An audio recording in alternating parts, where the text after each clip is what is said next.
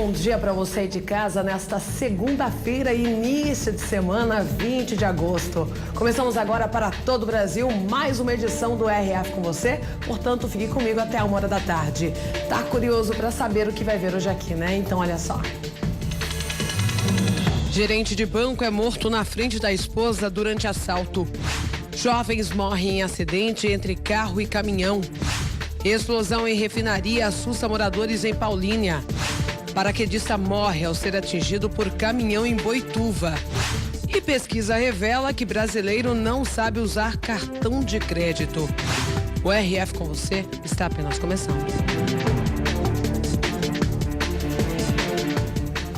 Apenas começando com muitas notícias e fique ligado no programa. Daqui a pouco você vai saber tudo sobre a validade dos alimentos. Alguns duram poucos dias, mas outros podem durar por décadas. Você sabia? É ainda hoje aqui no RF com você.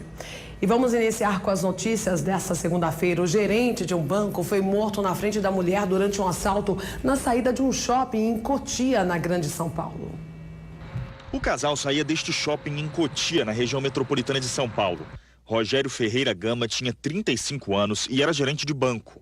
Foi morto com um tiro dentro do carro da família, na frente da mulher. Então eu acho que eles ficaram com receio de que o Rogério fosse jogar o carro em cima deles, ou mesmo até para assegurar a impunidade do crime, né? Rogério chegou de ambulância aqui na unidade de pronto atendimento do bairro, mas já estava morto. Não havia nada que os médicos pudessem fazer. Neste final de semana, a polícia prendeu um criminoso que participou de um roubo parecido. As investigações apontam que Eric Cordeiro Pereira, de 18 anos, pilotava a moto usada no assalto que acabou com a morte da estudante Paula Freitas Silva, também de 18 anos. Ela foi baleada depois que entregou para os criminosos o celular que estava com a tela quebrada. O crime aconteceu em Santo André, no ABC Paulista. No Brasil, 6 pessoas morrem todos os dias durante assaltos. No ano passado, foram quase 2.500 casos. Entre os estados com as maiores taxas estão São Paulo, Pernambuco, Rio de Janeiro e Pará. Dado alarmante, né? E 5 jovens morreram após se envolverem em um acidente entre um carro e um caminhão. Em cada sala desse cemitério de Guarulhos, na Grande São Paulo, foi velado um dos jovens mortos no acidente. Familiares de tão desesperados precisaram ser amparados. Ninguém quis comentar a tragédia.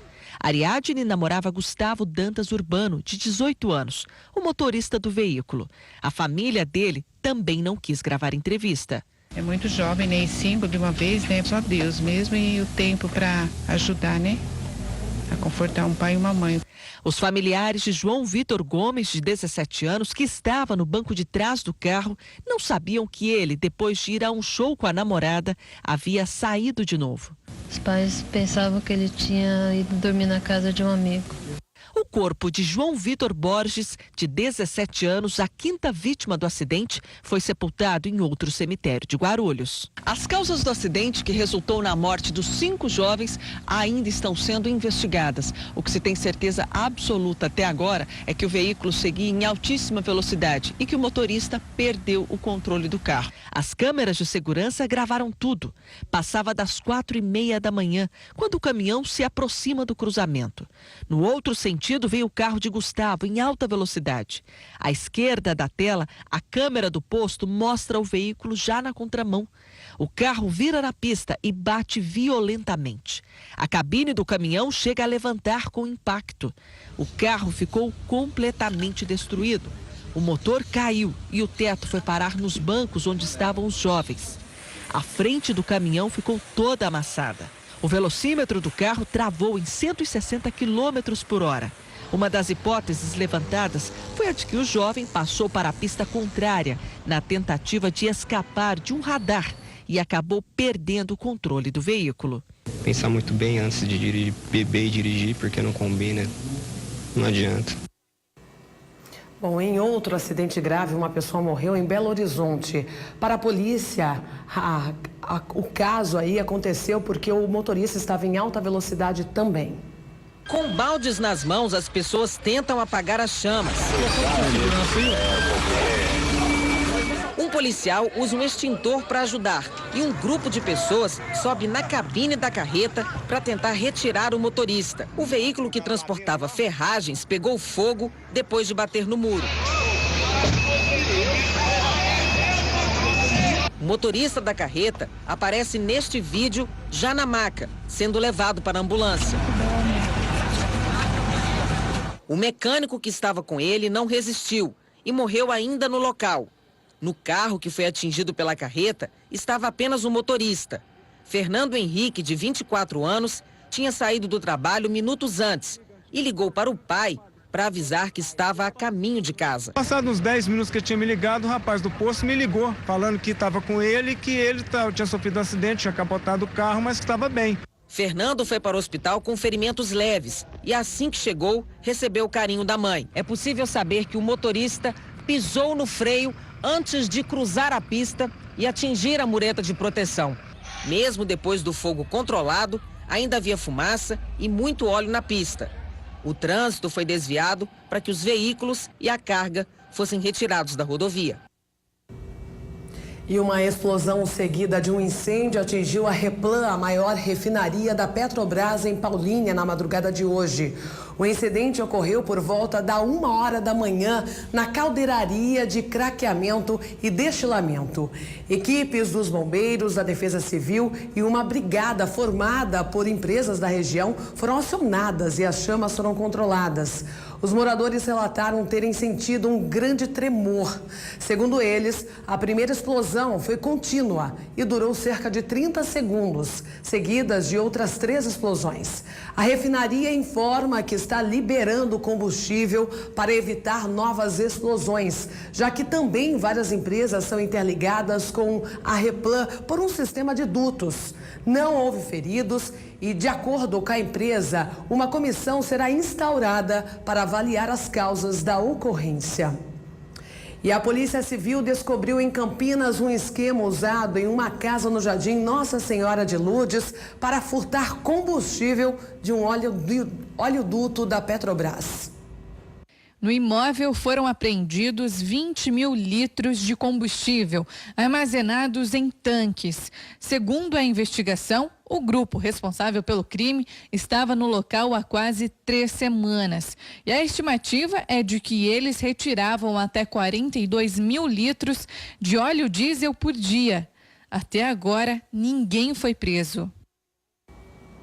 E ainda em Campinas, uma mulher de 19 anos foi presa após tentar entrar com maconha escondida no absorvente íntimo no centro de detenção provisória da cidade. Na manhã de ontem isso aconteceu. O flagrante ocorreu após revista corporal com scanner.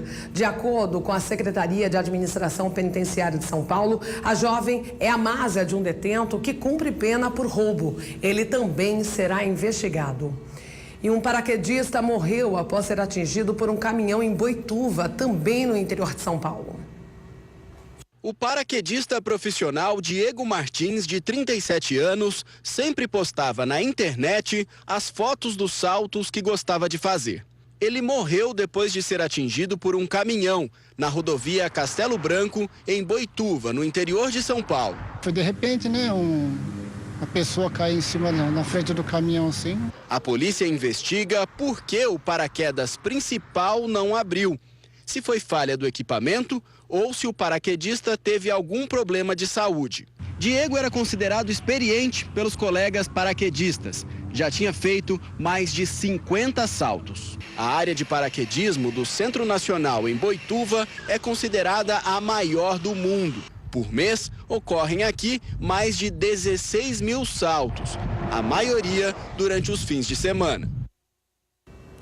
E 1.200 venezuelanos deixaram o Brasil após os ataques ocorridos em Roraima. Parte dos venezuelanos que saíram do Brasil estava no centro de triagem dos imigrantes que chegam ao país. Estima-se que pelo menos 1.200 imigrantes atravessaram a fronteira de volta ao país de origem depois da briga entre brasileiros e venezuelanos que moravam nas ruas de Pacaraima de forma improvisada. Os ataques aos imigrantes aconteceram depois que um comerciante foi assaltado ao chegar em casa. Ele estava com a mulher e foi agredido por 4 venezuelanos. Eles começaram a atacar pau e pedra em cima dos manifestantes. E o pessoal reagiu e foi para cima. Aí aconteceu o que aconteceu. Este venezuelano contou que entende os brasileiros, mas não concorda que todos os imigrantes tenham que pagar, segundo ele, por atitudes isoladas. Dá tristeza, venimos a trabalhar para mandarle alimento, dinheiro à família nosotros em Venezuela. Este brasileiro explica que todos estão cansados da violência que tomou conta da cidade. A gente não está impedindo que eles venham, não.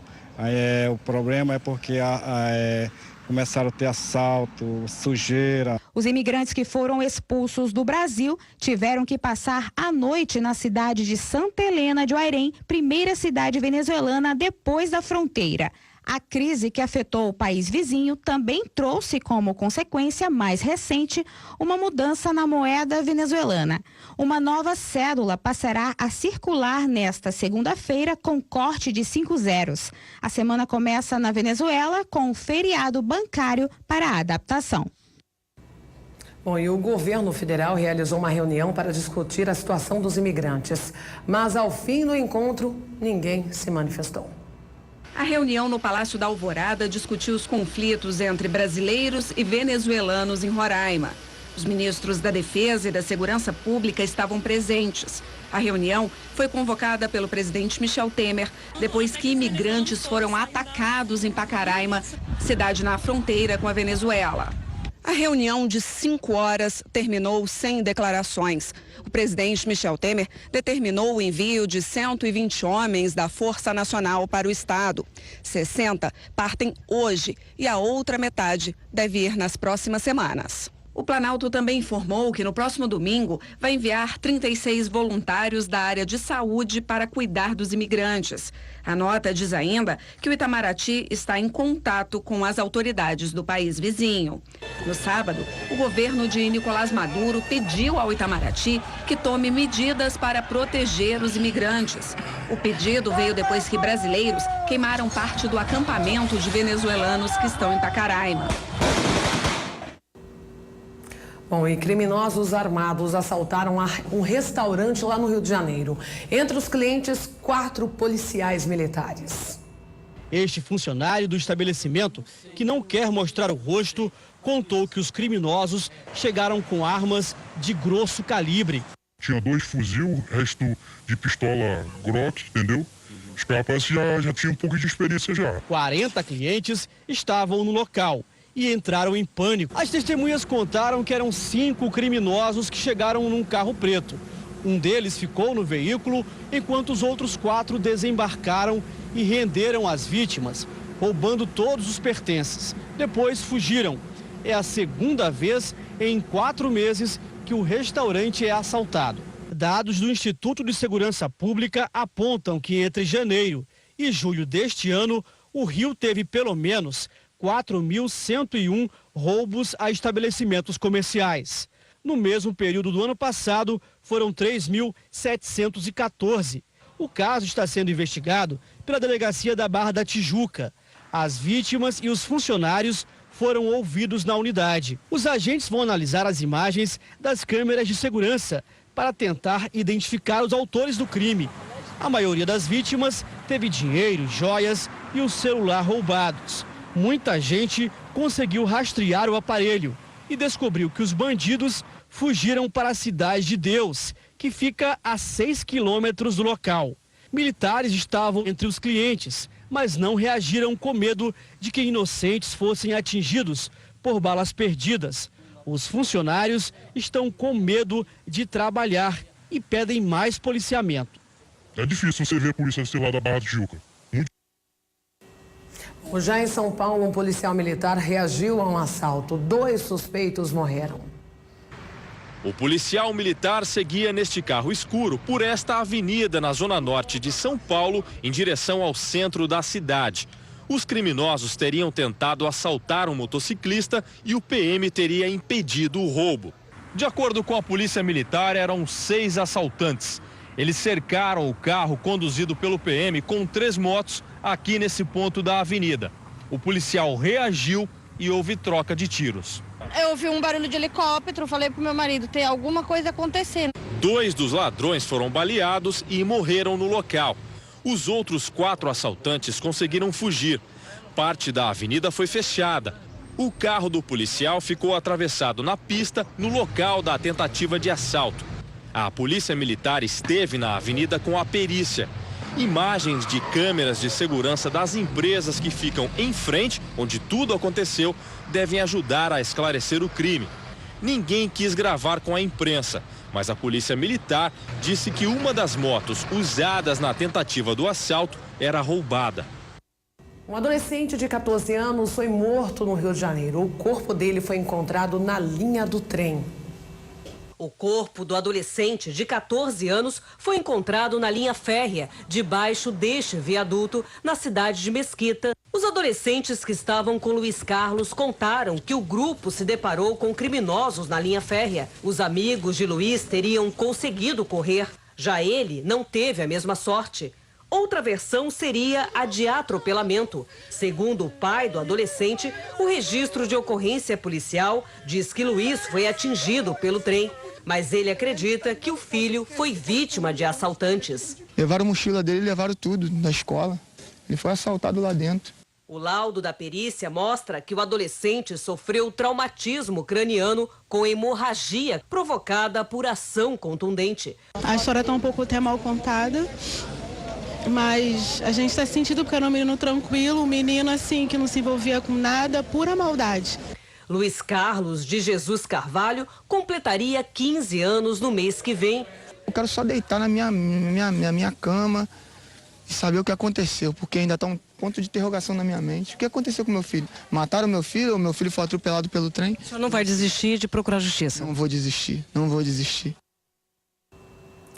E uma professora suspeita de ter mandado matar o marido falou sobre o crime e deu uma nova versão sobre o ocorrido. Uma professora de português experiente que deixou empregos em 3 escolas para viver na cadeia. Depois de 3 anos presa sem condenação, Eliana Freitas Areco Barreto conseguiu o direito de responder em liberdade. A professora agora tenta refazer sua vida enquanto espera o julgamento que vai decidir seu futuro. Eu sei que eu não matei, eu sei que eu não mandei matar. Essa história começa em 2002. No trânsito de São Paulo, Eliana, uma mulher casada com 2 filhos, conhece o amante, Marcos Fábio Zeituncian, um inspetor de segurança desempregado. Na época, o relacionamento extraconjugal durou quase 1 ano, até que Eliana decidiu terminar. Terminei com ele, voltei para o interior com as crianças, que na verdade eu acho que foi um jeito de eu me livrar dele e me sentir mais segura de estar longe, né, e continuar com o meu casamento. E aí, 12 anos depois, ele me reencontrou pelo Facebook. Depois do reencontro, o caso voltou mais forte. O marido, Luiz Eduardo Almeida Barreto, era um empresário bem-sucedido do ramo de informática. Passava a semana trabalhando em São Paulo e, aos fins de semana, voltava para Aparecida, a 160 quilômetros. Vivia com Eliana e os filhos nesta casa. A família tinha uma vida confortável, mas a rotina se transformou em junho de 2015. Aos 49 anos, o empresário foi friamente assassinado à luz do dia em um bairro nobre de São Paulo. Pelas imagens, é possível ver Luiz Eduardo caminhando ao lado de um amigo. Eles tinham acabado de almoçar. O matador, até então desconhecido, mostra a arma e pede os pertences dos 2 homens. Ou seja, simula um assalto. Após pegar a carteira e o celular, ele libera o amigo de Luiz Eduardo. Na sequência, sem motivo aparente, o assaltante faz 3 disparos contra o empresário, que morre ali mesmo. Minutos depois, próximo à estação de trem, o matador Eliezer Aragão é preso e confessa que foi contratado para cometer o crime. Ele estava em liberdade condicional depois de passar 17 anos atrás das grades, condenado por latrocínio, roubo seguido de morte. No celular do atirador, uma foto da vítima enviada por Marcos, o amante de Eliana. Na delegacia, Marcos confessa e afirma que ele e Eliana planejaram o crime juntos. Para a polícia, o plano dos amantes era matar o empresário e ficar com o seguro de vida, no valor de R$500 mil. Na delegacia, Eliana, a esposa, e Marcos, o amante, são colocados frente a frente. Há mais ou menos um ano de comum acordo planejaram matar o Luiz. Ela depositou R$5 mil na sua conta, não é verdade? Segundo a polícia, ela confessou o envolvimento no crime. Eu disse isso a ela. Falei, não era mais fácil você se separar? E ela me respondeu, ele não aceitaria. Marcos, Eliana e Eliezer, o atirador, foram levados imediatamente para a cadeia para aguardar o julgamento. O pistoleiro foi julgado primeiro, pegou 26 anos de prisão. Em outro processo judicial, Marcos e Eliana respondem juntos por homicídio triplamente qualificado. Motivo torpe, crime mediante pagamento e dissimulação. A defesa de Eliana usou todos os recursos judiciais para tentar colocá-la em liberdade. O processo chegou ao Supremo Tribunal Federal. O ministro Marco Aurélio Mello decidiu conceder o habeas corpus para a professora. Poucos dias depois de ser solta, Eliana conseguiu voltar ao trabalho. Ela assumiu um cargo administrativo aqui na Delegacia de Ensino de Guaratinguetá, no interior de São Paulo. De acordo com o Diário Oficial do Estado, Eliana foi nomeada para exercer uma função exclusivamente burocrática. Ou seja, pelo menos por enquanto, a professora não deve voltar à sala de aula. Eliana afirma que Marcos, o amante, tomou a decisão de matar Luiz Eduardo, o marido, por conta própria. E diz que ela mesma nunca confessou. Eu fui na delegacia e lá eu já fiquei presa. Me acusaram de que eu tinha feito isso. E simplesmente eu assinei, eu só soube que eu assinei isso que você está falando, que é uma confissão, entre aspas, vamos dizer assim, depois que eu vim a ter advogado. A professora afirma que nunca recebeu um seguro de vida do marido. Eliana será julgada por um júri popular. 7 pessoas comuns, convocadas pela justiça, vão definir se ela é inocente ou culpada. A professora tem 2 filhos, uma adolescente de 17 anos e um universitário de 21. Eliana afirma que foi enganada pelo amante. Reforça a versão de que não sabia do plano dele. Nega, inclusive, ter dado informações para Marcos sobre a vida do marido. Você passou informações para o Marcos da rotina do seu marido? Não. Como que o Marcos sabia onde ele trabalhava? O Marcos estava comigo já fazia quase um ano. E o Marcos sabia de quem era o Eduardo, tinha foto minha do Eduardo. Então ele conhecia o Eduardo, ele sabia quem era o Eduardo. Um tempo atrás... Ela diz que aceitou contratar um detetive particular por sugestão do amante. O Marcos, ele falava para mim sempre que o meu marido tinha uma namorada, tinha um relacionamento aqui em São Paulo. Um dia ele veio e falou para mim assim, eu consegui um amigo que... Ele faz serviço de detetive particular e ele cobra R$7 mil. Marcos e seus advogados não quiseram gravar entrevista. A defesa se pronunciou por meio de nota. Nela, os advogados afirmam que Marcos não agiu sozinho e que nunca procurou pesquisar ou saber da rotina de Luiz Eduardo. E planejaram. Para o Ministério Público, os R$7 mil que Eliana transferiu para a conta de Marcos não seriam para contratar um detetive. Seriam, na verdade, o cachê de Eliezer, o matador de aluguel. Existe a quebra do sigilo bancário, onde demonstra que ela efetivamente fez um empréstimo dando o dinheiro para o Marcos na véspera da morte do Luiz Eduardo. Isso está comprovado. Outra prova do Ministério Público contra Eliana seria o telefonema que ela recebe do amante logo depois do crime. Logo depois da morte, o Eliezer liga para o Marcos ou manda uma mensagem, não sei ao certo, e ele diz, olha, o serviço foi feito. E o Marcos liga para a Eliana e diz, olha, o apartamento foi vendido. Essa foi a informação que ele teria passado para ela. Olha, o apartamento foi vendido, tá certo?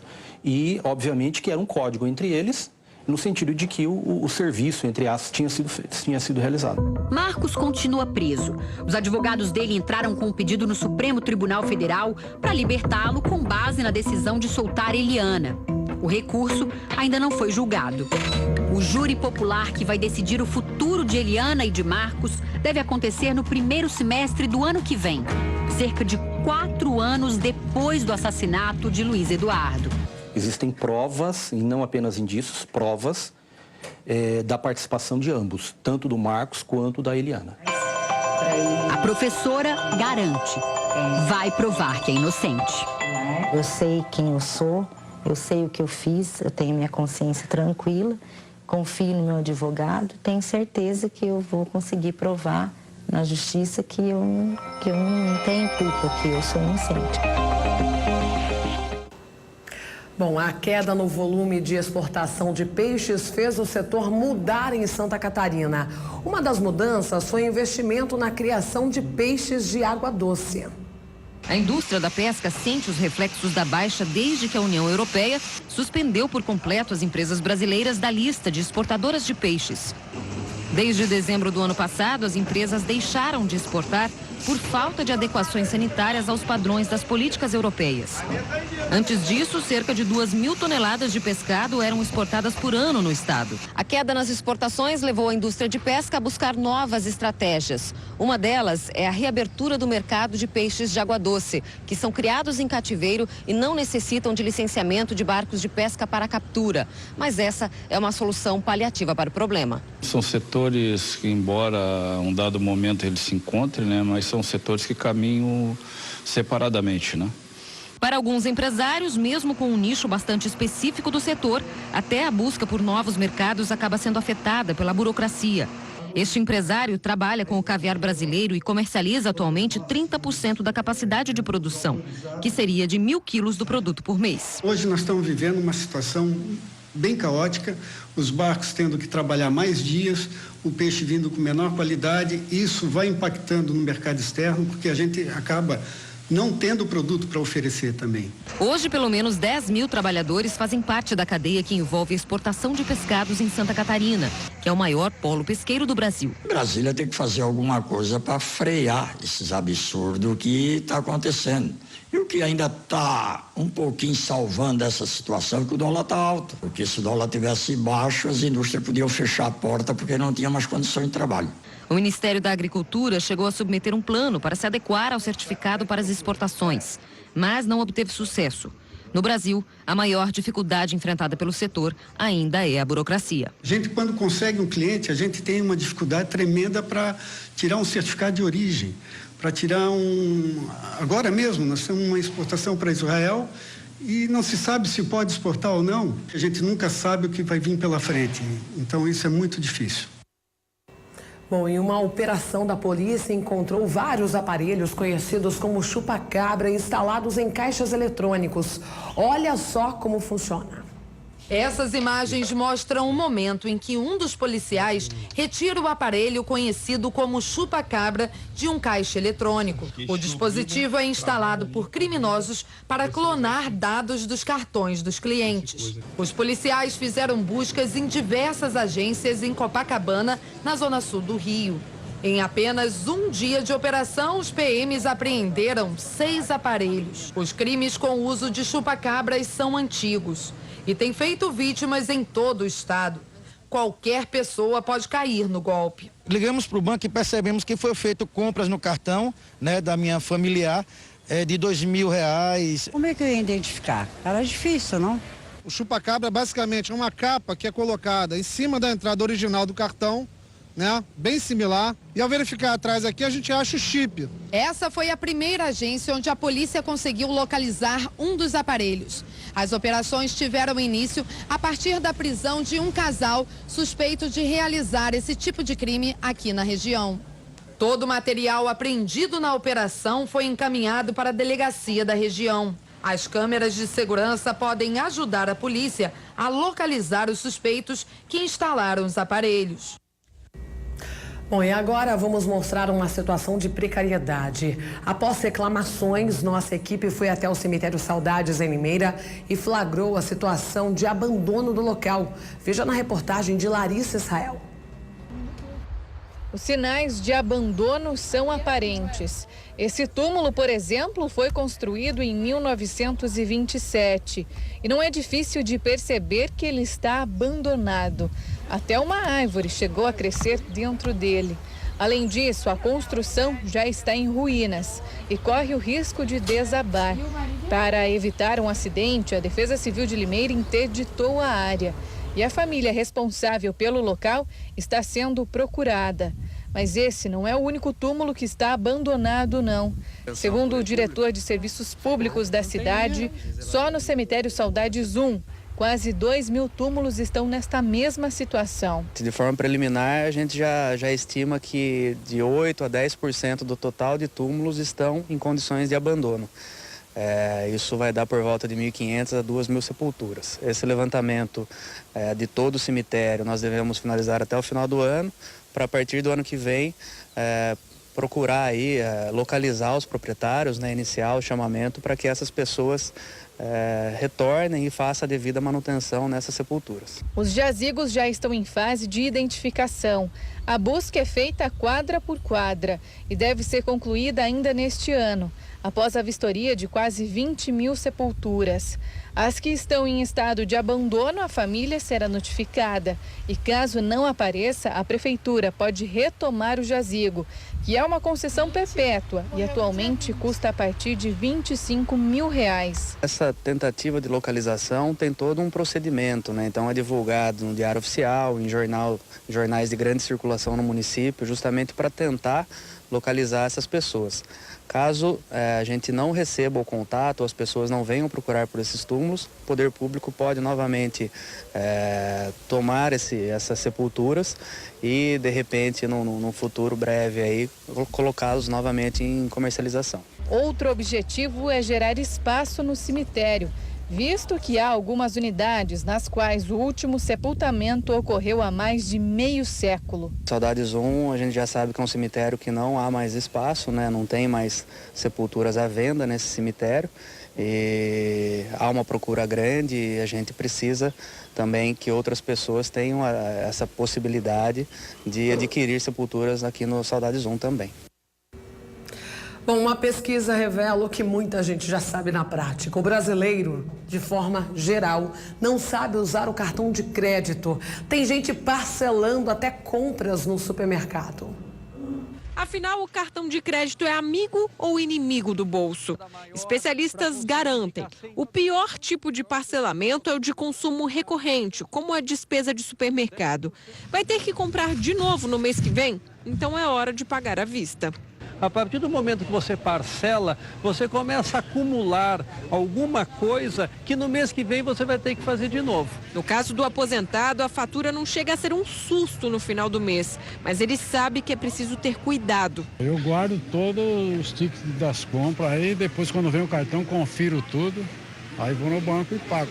No último mês de junho, foram justamente os alimentos de supermercado que lideraram as compras feitas no crédito, seguidos pelos remédios e combustíveis. Todos gastos recorrentes. O grande problema é que nós acabamos fazendo um número tão grande de parcelas que, ao chegar a fatura, elas acabam ficando num volume, num valor, muitas vezes maior do que o seu gasto normal do mês a mês. Uma bola de neve. A expressão é perfeita para descrever como crescem as dívidas. Algo que começa pequeno, como a permissão para passar um pãozinho no crédito aqui, a mistura do dia seguinte ali, e depois toma grandes proporções, como a compra do mês todo. Nesta de parcelar tudo, Gislaine caiu no rotativo. Gastos com supermercado, ela passa no Vale Alimentação, mas os custos mensais com remédios... Aí você vai só parcelando, vai ter uma hora que a fatura vem, tá 500, 600 reais, e você fala, com quem eu gastei tudo isso? Em vez de 4 cartões de crédito. É assim que Márcia distribui as contas da família, inclusive as do supermercado. São R$ 1.700 mensais com alimentação. E sempre que pode, parcela. Mas isso só dá certo porque ela se organiza para as faturas não acabarem mais altas do que a própria renda. Todo mês aumenta as coisas e todo mês, não é porque eu gastei mais, é porque tudo aumentou.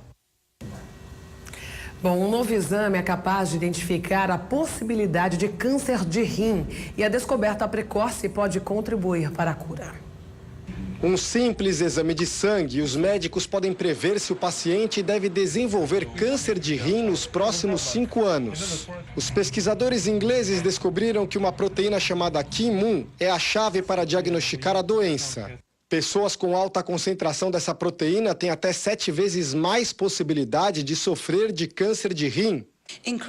Com isso, os médicos vão poder monitorar os pacientes com atenção e, quem sabe, até criar um método para interromper o desenvolvimento da doença, diz a doutora Justin Alford, da Fundação de Pesquisas de Combate ao Câncer no Reino Unido. A pesquisa entusiasmou a comunidade científica. Um diagnóstico do câncer de rim em fase inicial significa uma chance muito maior de cura com cirurgia e tratamento. Atualmente, aqui no Reino Unido, por exemplo, em quase metade dos casos, a doença só é encontrada em estágio avançado. E nessas situações, apenas 1 de cada 10 pacientes sobrevive. A pesquisa ainda está em estágio inicial. Pode levar anos para que o exame seja feito em consultórios. Mas, se isso acontecer, poderá ajudar também no tratamento contra a doença. O exame vai mostrar se a concentração da proteína continua alta ou diminuiu. E os médicos poderão decidir se intensificam ou mudam a terapia, diz a doutora Justin. Bom, um fotógrafo fez um trabalho diferente. Registrou a rodovia da morte em Minas Gerais. Durante 6 anos isso. O resultado é impressionante e você vai ver agora. A estrada, marcada pelo alto número de acidentes fatais todos os anos, virou inspiração para o fotógrafo. Registros únicos de andarilhos que parecem perdidos no tempo. Vários que eu parava para fotografar, arrumavam a blusa, aquela coisa meio desajeitada, mas com a preocupação em arrumar, e sempre falava, olha, se a foto sair na revista, sair no jornal, mostra, fala para minha família que eu estou bem. A BR-381 tem mais de 1.000 quilômetros de extensão e cruza 3 estados, São Paulo, Minas Gerais e Espírito Santo. É considerada uma das mais perigosas do Brasil. Em 6 anos de trabalho, o fotógrafo usou as lentes das câmeras para registrar o lado humano do trecho que percorria todos os dias e capturou uma realidade que muitas vezes passa despercebida. Um dos fotografados é Tarcísio, morador da cidade de Nova Era, no interior de Minas Gerais. Depois de visto e reconhecido em uma das fotos de Daniel, ele virou notícia no site da cidade, mas segue andando pelas estradas. No ano passado, 222 pessoas morreram na rodovia só no lado mineiro da BR-381. Foi o trecho estadual de estradas federais com a maior quantidade de mortos. Ao todo, foram mais de 4.000 acidentes apenas em Minas Gerais. Números que, para Daniel, não podem esconder o outro lado da rotina da rodovia. As histórias vivas que cruzam quilômetros a pé todos os dias. Quando você lida com a fragilidade humana, que é um pouco, né, das questões que levam as pessoas andarilhos a procurarem uma sociedade alternativa para viver, mais isolada, longe do consumismo e tal, eu saio desse trabalho um pouco mais humano, assim. A gente não tem essa oportunidade de chegar, entrar em contato com essas pessoas, e essa exposição, ela traz um pouco dessa oportunidade pra gente, além de trazer essa paisagem, né, da estrada, que geralmente a gente só passa e nem olha direito. Devem ser consumidos em pouco tempo, mas existem outros que pouca gente sabe, podem durar décadas. Você vai conhecer agora os mitos e verdades sobre a validade dos produtos. Todo mundo fica de olho nela. Eu, quando compro, eu olho a data de vencimento. Geralmente eu olho bastante os rótulos. Prestar atenção à data de validade dos produtos é uma regra básica na hora de fazer compras. Mas você sabia que alguns alimentos não têm prazo para vencer? Como nunca vence as coisas? Ó, deixa eu ver aqui nesse saquinho de sal. Tá fácil a informação, tá aqui em cima, ó. Validade, junho de 2020. Agora, nesse de açúcar aqui, tá meio pequenininho, não dá nem para mostrar, mas vou ler para vocês, ó. Empacotamento novembro de 2017, válido até novembro de 2019. A obrigatoriedade dessa informação nas embalagens começou na década de 90 com a criação do Código de Defesa do Consumidor. Mas antes, o comum mesmo era a gente comprar a granel, onde quase nunca a gente sabia o prazo de validade. Hoje, mesmo a granel, é obrigatório ver a informação. Tá vendo aqui, ó, nesse feijão aqui? Deixa eu ver. Prazo de validade, cadê? Aqui, 28 de janeiro de 2019. Grãos, farinhas, carnes salgadas, tudo era vendido nos famosos armazéns de secos e molhados. Com o passar do tempo, esse tipo de alimento passou a ser chamado de não perecível. O motivo é a quantidade muito baixa de água em todos eles. Quanto mais seco, mais difícil de micro-organismos como fungos e bactérias se multiplicarem. Por consequência, mais durável é o alimento. Se não houver violação da embalagem, não há como haver uma contaminação. A validade indicada nas embalagens é a recomendação do fabricante e também deve ser levada em consideração. De um ponto de vista legal, os produtos têm que ter prazo de validade para que eles possam informar o consumidor o frescor desse produto. Para que o consumidor tenha a opção de comprar um produto mais antigo ou mais fresco. Mas para essa regra funcionar, é determinante prestar atenção à forma de armazenamento dos produtos. Mito ou verdade? Verdade. Tudo dependeria de como você conserva esses alimentos. Se esses alimentos forem mantidos em temperaturas baixas, outro é a ausência de oxigênio, deixar ele bem vedado, e outra ausência de umidade. Ficou curioso? Conheça a lista de alimentos e cuidados necessários para ter a despensa sempre cheia e própria para o consumo. Como a galera adora potinhos. Tamanho, formato, tem de tudo na cozinha da família brasileira. Mas cada um tem uma função. De plástico, de vidro, com tampa, sem tampa. E isso tem um motivo. A forma de conservação de cada alimento. O grande segredo para aumentar a validade de alguns alimentos está na maneira como a gente os conserva em casa. Você sabia que tem um lugar ideal, uma luz correta para que ele dure mais? E mesmo a umidade, tudo isso pode interferir na validade do alimento. Agora, dá para imaginar isso aqui, por exemplo, amido de milho, passar de geração em geração, de pai para filho. Será que é possível que esse alimento aqui tenha vida eterna? Ele é um alimento que realmente, se bem conservado, não tem por que não durar muitos anos. Principalmente se for assim, né? Com uma super borrachinha. Bem vedado, com uma borrachinha. Para o arroz e feijão, por exemplo, valem latas como essa aqui. Tá bem fechado. Então, esse pote mantido num ambiente com temperatura controlada vai conservar o arroz por muito tempo. Mas olha só, cuidado. Sempre prestando atenção para que essa lata esteja em bom estado. Se ela começa a enferrujar alguma coisa, você troca imediatamente. O de vidro também serve. Ele é um pote rosqueado, que veda super bem, coloca lá no seu armário, fecha, tá super bem conservado. Ainda assim, se tiver num pote como esse ou como esse, não necessariamente estará livre daquele bichinho do arroz. O bichinho do arroz, muitas vezes, está no arroz. Ele vem já da plantação, em formas de ovos. E quando ele fica muito tempo e começa a aumentar um pouco a umidade ou a temperatura, ele pode se proliferar. E sabe aquela mania que a gente tem de guardar o alimento no próprio saquinho? Não pode. Cortou, o ar entrou. O que está acontecendo ali? Ele está aberto e está passível de ser exposto à umidade, ao oxigênio e da proliferação de bactérias. Com essas dicas, pode ter certeza, você aí de casa vai ter os seus alimentos durando muito mais tempo.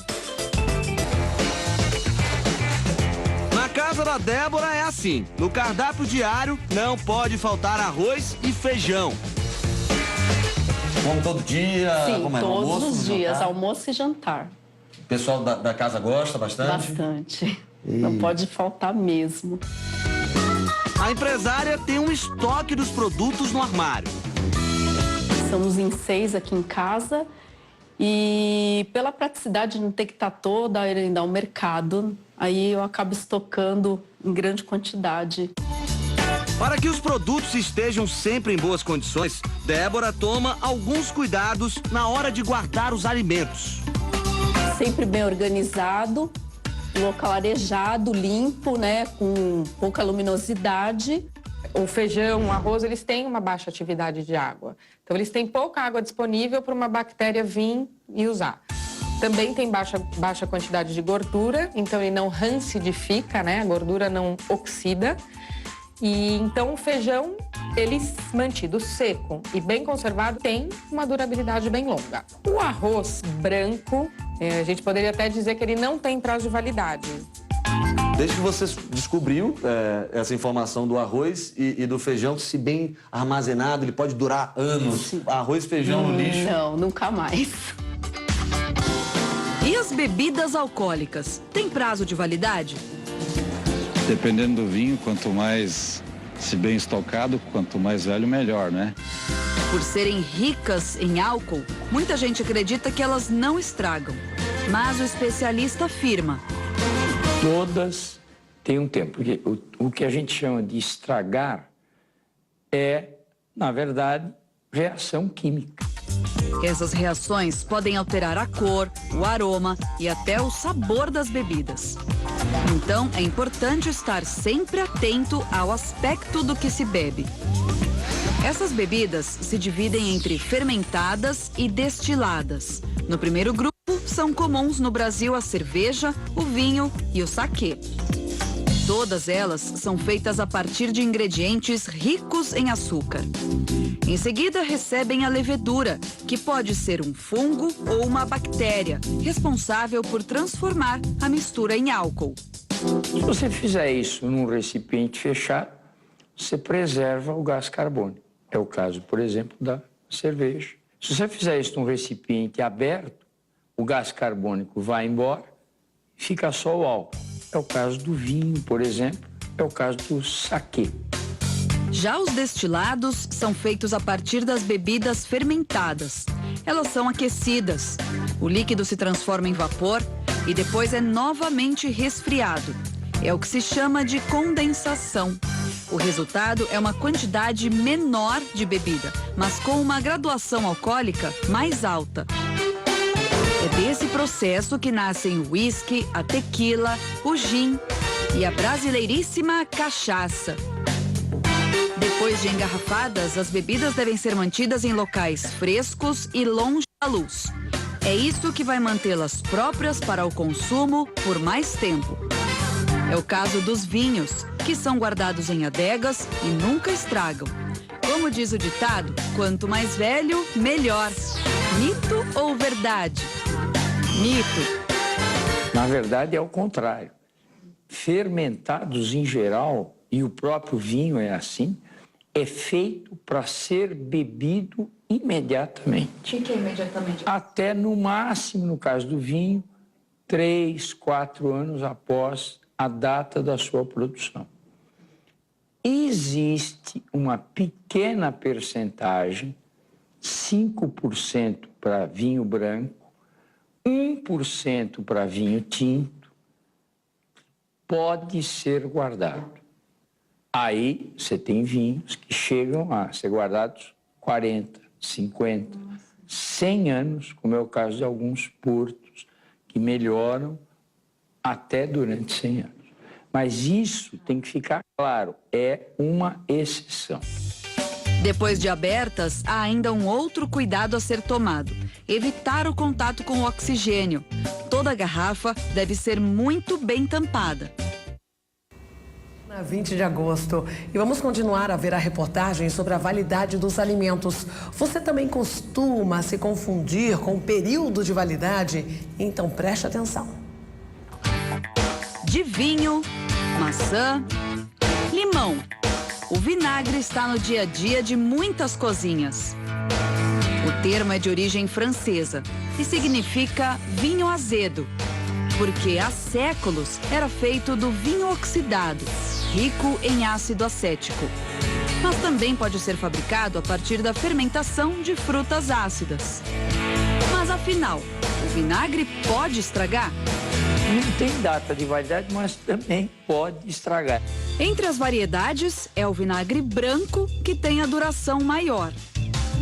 É mais difícil de estragar. Por quê? Porque é um meio muito pouco propício para bactéria, fungo crescerem. Está com aroma bom, está com gosto bom, não jogue fora. Pode usar. 1, 2, 3, 4, 5. Celi dá aulas de balé, tem uma rotina agitada. E para não ficar sem o seu combustível diário, leva o café solúvel para onde vai. O café solúvel, ele é mais prático. É chegar e bota uma aguinha, eu no meu cafezinho lá e já tá pronto. E não é só a praticidade que faz o café solúvel ser uma ótima opção para os amantes da bebida. Quando bem armazenado, ele pode durar anos. Se ele for mantido, por exemplo, numa embalagem bem fechadinha, escura, não vai sofrer ação de luz, não vai sofrer ação do calor e não vai sofrer ação da umidade.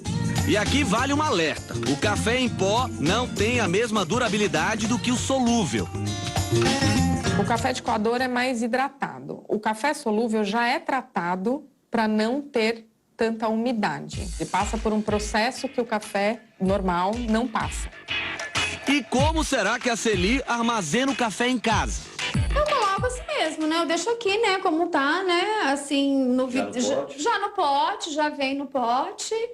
E eu deixo guardado mesmo, no armário. O freezer é uma outra maneira de armazenar o café solúvel e fazer com que ele dure mais.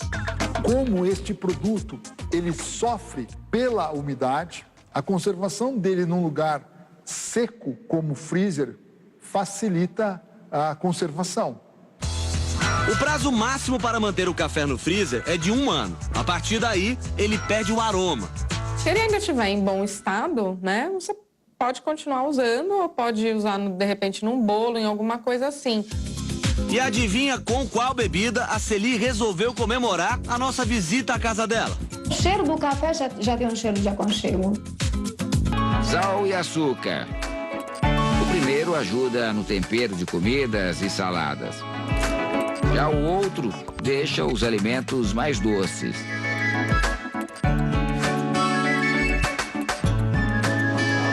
Apesar de opostos, ambos podem ter vida eterna. Tem um produto que existe no planeta antes de nós chegarmos e vai continuar existindo depois de nós nos irmos, que é o sal. Esse é um produto, digamos assim, eterno, desde que se bem conservado, obviamente. Mas atenção! Se o sal tiver misturado a algum outro alimento, né? Por exemplo, for um sal com ervas, talvez ele possa estragar por isso. E o açúcar? O açúcar nunca vence porque ele é um antibactericida natural. E ele só vai, ao longo do tempo, muitas vezes perdendo água e vai ficando endurecido. Mesmo endurecido, ele pode ser usado. Se o açúcar fizer torrões, você vai ter o trabalho de desmanchar os torrões ou usar ele na forma de torrão. Mas eu não jogaria o açúcar fora. Manter o açúcar e o sal em potes bem fechados e longe de lugares úmidos é o segredo para muitos anos de uso.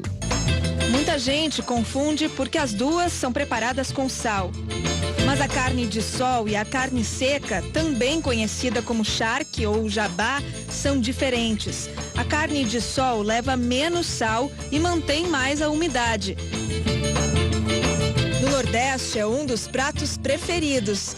Mas antes de chegar à mesa dos brasileiros, o processo de preparação é longo. Depois de separada em partes, é hora de colocar o sal, que ajuda no sabor e na conservação. Para evitar qualquer tipo de contaminação, o ideal é embalar a carne a vácuo. Na mesa do consumidor final, Se ele comprar a carne embalada a vácuo, resfriada, ele pode armazenar na geladeira por 60 dias, sem estar embalada a vácuo por no máximo 5 dias. A banha de porco é usada há séculos na culinária.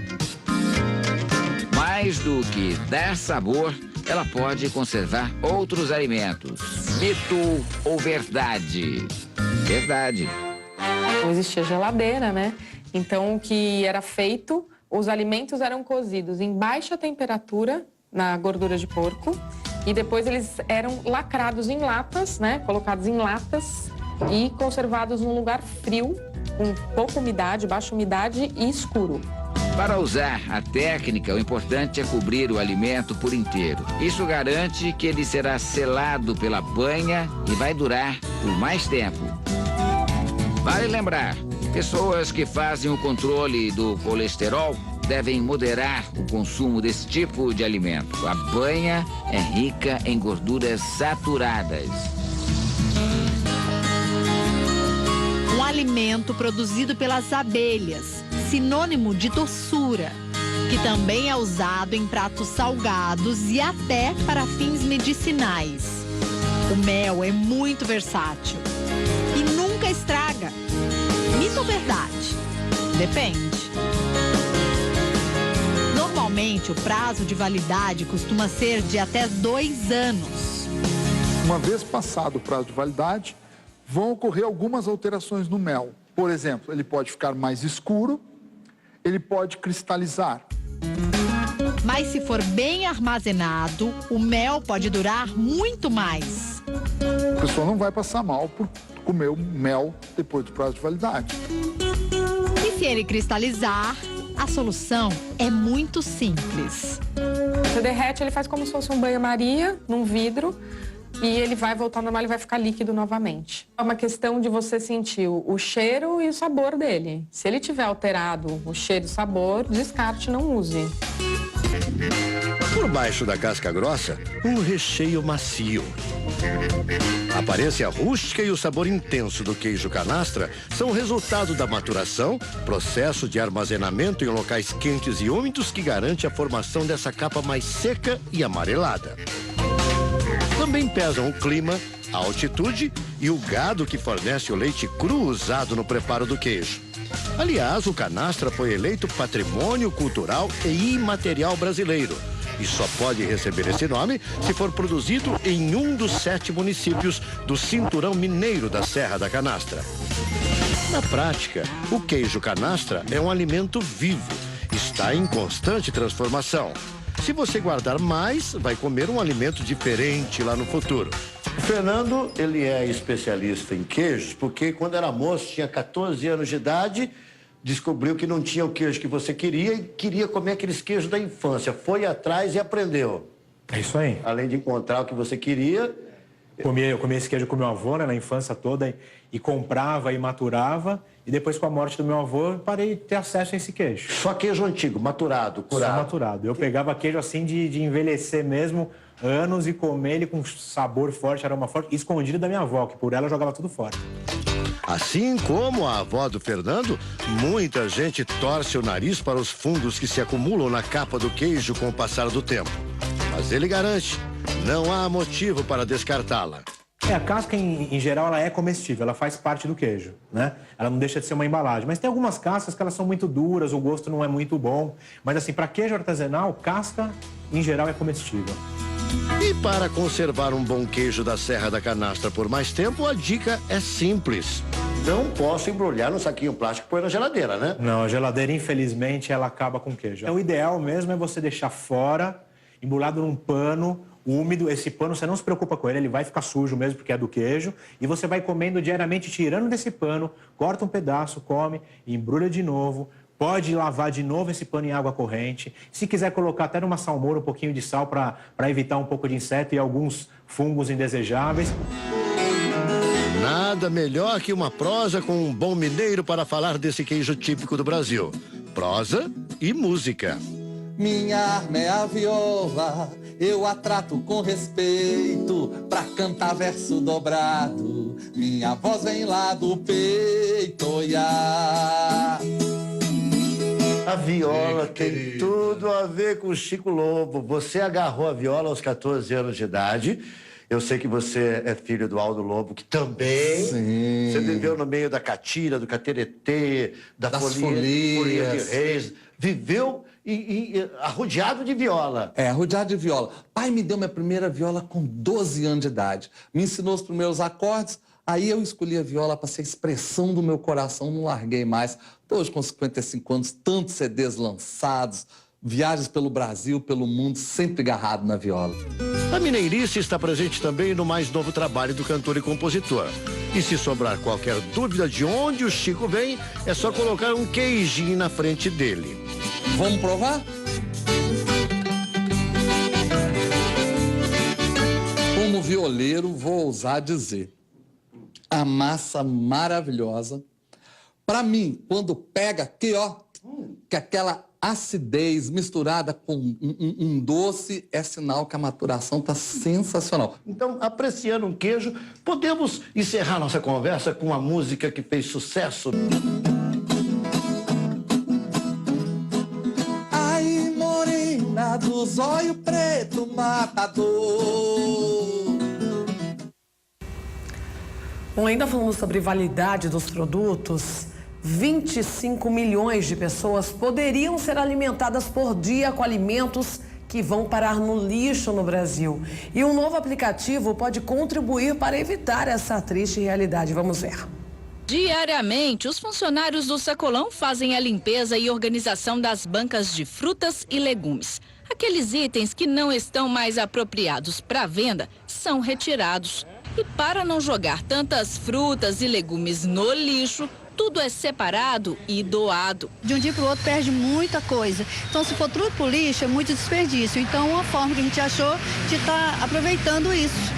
Segundo a ONU, no Brasil são desperdiçadas 41 mil toneladas de alimentos diariamente, o que daria para alimentar 25 milhões de pessoas por dia. Pensando em evitar tanto desperdício, um professor de engenharia agrícola da Universidade Federal de Minas, em Montes Claros, realizou um projeto de pesquisa que pode ajudar a identificar a qualidade de alguns alimentos através de um aplicativo de celular. O consumidor consiga trazer isso para casa dele e isso auxiliar também o varejista.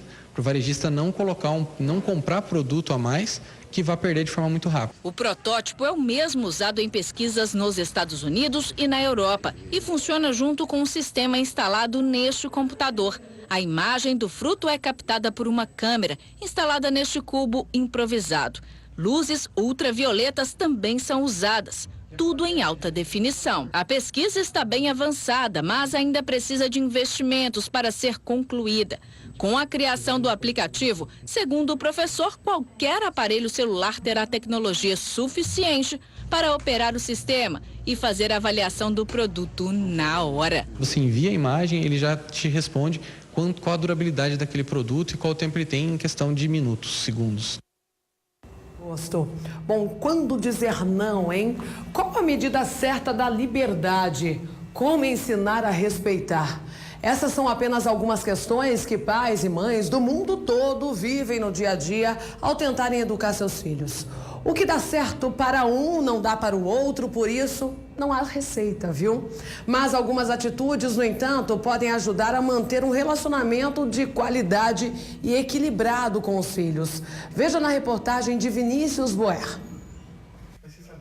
Pedro tem 5 anos. Pela imagem já dá pra ver o que o garotinho mais gosta de fazer em casa. Assistir TV e desenhar também. Às vezes fica difícil para a mamãe Gláucia colocar limites. Dizer não é uma tarefa quase impossível para a empresária. Eu tenho bastante dificuldade em impor limites para ele. Que ele, às vezes eu falo para ele, Pedro, chega de televisão, tá na hora da gente descer, tomar um pouco de sol. Ele fica, peraí, mas mamãe, e não sei o quê. E ele vai, ele fala e ele acaba vencendo pelo cansaço e eu, por ser um pouco coração mole demais, ele me domina e eu não consigo impor respeito em certas ocasiões. Com o pequeno João, de 2 anos, são outros 500. O carisma é encantador, mas como a maioria dos bebês, ele não gosta de ser contrariado. Ele ainda não faz coisas que eu tenha que falar repetidas vezes, porque inclusive é mais fácil você pegar ele no colo e pronto, né? Mas ele também, vou te dar um exemplo, ele está com mais de 2 anos e ele mama ainda. Eu ainda amamento ele. E já várias pessoas falaram, Glaucia, já deu os 2 anos, não precisa mais amamentar. E durante a noite eu acordo, faz 2 anos que eu não durmo direito, uma noite inteira, porque ele acorda várias vezes para mamar e eu deixo. Birra ele faz, ele começou agora ultimamente, que eu falei, de onde que aprende essas coisas? Às vezes ele quer alguma coisa, a gente fala, João, não pode, ele bate o pezinho e faz... Eu falo, mas onde que aprendeu a rosnar desse jeito, bater pezinho? Coisa que a gente não faz aqui em casa. E começou a fazer isso agora. Eu falei, tá crescendo o menininho. Se você que assiste essa reportagem se identificou com alguma situação, mantenha calma, é normal. Filhos não vêm com manual de instrução, mas existem maneiras de colocar limites com um simples diálogo. Esqueça aquele velho sermão. Frases curtas e francas ajudam e muito.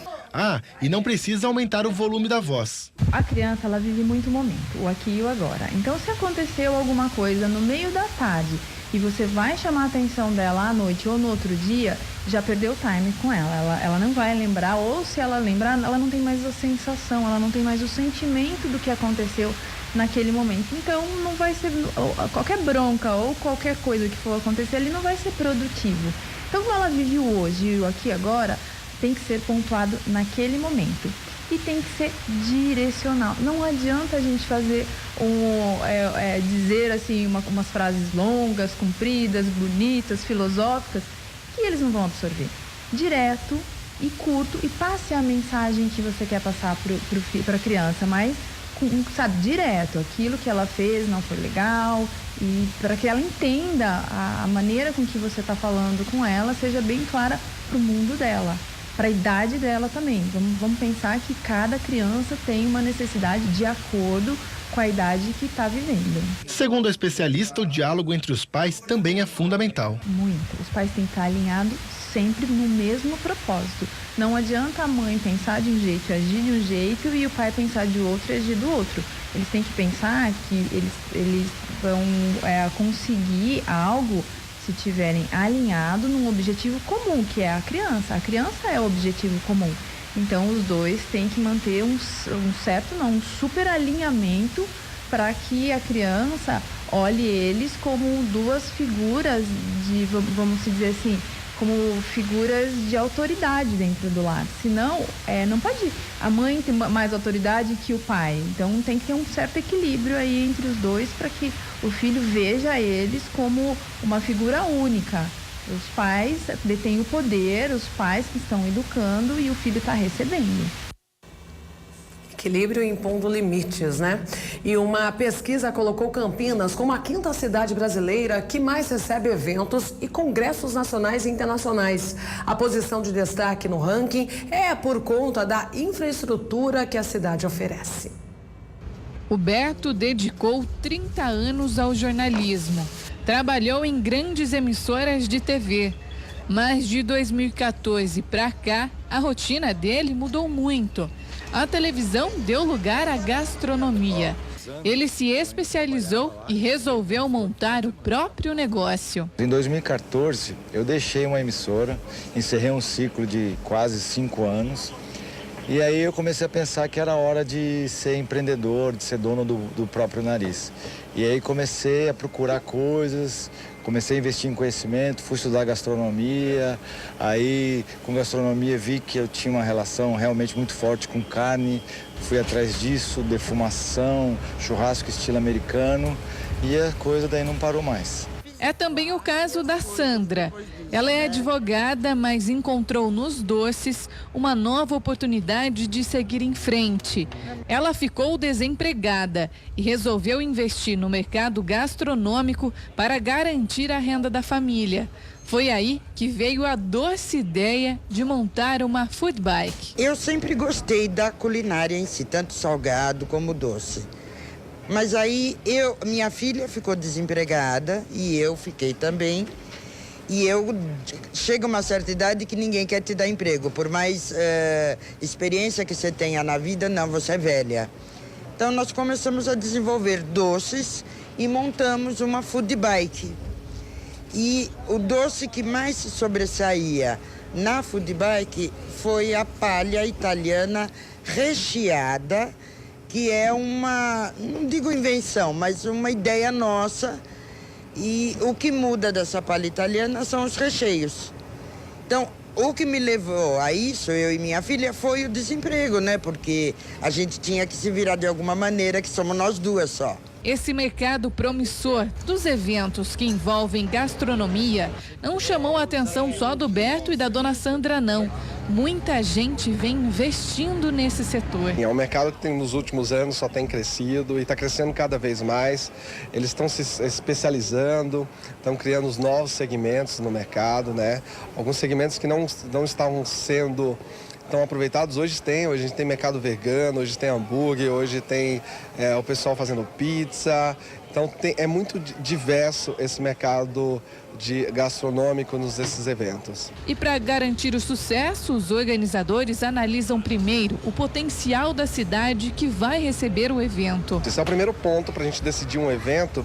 A gente define a estrutura, se a cidade tem a estrutura para nos oferecer, como um fácil acesso, uma localização de estacionamento, que possa primeiro suportar os nossos visitantes. Tendo toda essa estrutura, a gente desenvolve o projeto pensando com esse espaço. A cidade de Campinas vem se destacando como um polo para receber eventos como este. Prova disso é que o município ocupa o 5º lugar em um ranking que analisou as cidades brasileiras que mais recebem eventos nacionais e internacionais. Campinas é uma cidade maravilhosa, Campinas tem cada vez mais estrutura para a gente que trabalha com eventos. A gente hoje está com os melhores aeroportos do país dentro dessa cidade, as melhores rodovias do Brasil estão dentro de Campinas. Qualquer ponto que você faz, você tem fácil acesso, muitos hotéis bons. Então a Campinas nos dá tudo que a gente precisa de estrutura para um evento. A cidade é cortada por estradas, a locomoção é fácil, tem amplos espaços, né? Os shoppings abrindo o seu espaço para eventos que são, sabe, super bem organizados, eventos bem decorados, que tem, nos detalhes bem produzidos.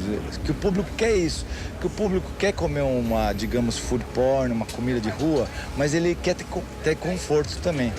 Porque às vezes são nesses lugares, nesses festivais, que estão estilos de comida que ainda às vezes não chegaram aos restaurantes. Além disso, esses eventos trazem uma outra oportunidade, a do emprego. Nesse momento, nesse evento, a gente tem mais de 40 expositores, então tem toda uma produção por trás. Esse pessoal contratam pessoas da cidade para vir trabalhar nesse evento. Hoje a gente imagina números de mais ou menos 250 pessoas diretas e indiretamente trabalhando somente nesse evento. Um evento de um final de semana. E fora outros segmentos que a gente acaba criando. Então, o pessoal de som, bandas, auxiliares, produção, aumenta muito a capacitação de pessoas em volta dos nossos eventos. Bom, alunos de uma universidade de Brasília têm uma nova disciplina nos cursos. A matéria chama Felicidade. É isso mesmo. Olha só como funcionam as aulas. Auditório lotado. Na primeira aula apareceu mais gente do que o esperado. Todo mundo na expectativa do que viria pela frente. A gente só tem matérias muito pesadas, bem, a gente pegar essa matéria aqui que é mais leve, para a gente ter uma calma. A ansiedade tem nome, a disciplina Felicidade. No comando, o professor Vander Pereira. Para começar, música. Uma forma de quebrar o gelo e descontrair. Quando você fica triste, que seja por um dia. Aplausos de boas-vindas para a mais nova matéria da grade curricular. As risadas dão um sinal de que o assunto está muito bom. Mas eu sou péssimo. A disciplina Felicidade já é dada numa universidade dos Estados Unidos e numa escola de ensino médio da Alemanha. Ser reprovado nesta matéria é difícil, mas não é impossível. Ninguém reprova, a princípio, né? Só se o cara abandonar ou deixar de fazer as atividades, aí, infelizmente, como é uma disciplina acadêmica, A regra da reprovação está valendo para ele. A ideia é que essas cadeiras, acostumadas a receber alunos dos cursos de engenharia de software, engenharia mecânica, deem lugar a estudantes interessados na felicidade. Aqui nada de conceitos prontos, fórmulas pré-definidas. A matemática é uma só, a do autoconhecimento, do respeito às diferenças. A intenção dos professores é passar para os alunos estratégias para que eles saibam contornar situações difíceis no dia a dia, seja em casa, no trabalho ou até mesmo aqui, no ambiente acadêmico. Eu acho que essa disciplina ela veio para quebrar um pouco essa pressão que a gente sente, né? É viver o presente, né? Aproveitar a vida no presente. As pessoas ficam muito ansiosas esperando o carnaval chegar, o Natal chegar, ou então a sexta-feira chegar, né? E aí esquecem de viver o dia a dia, né? Viver é muito bom e você tem que aproveitar isto. Sorrir ainda é o melhor remédio, né? Uma semana feliz pra gente. Eu fico por aqui até amanhã, se Deus quiser.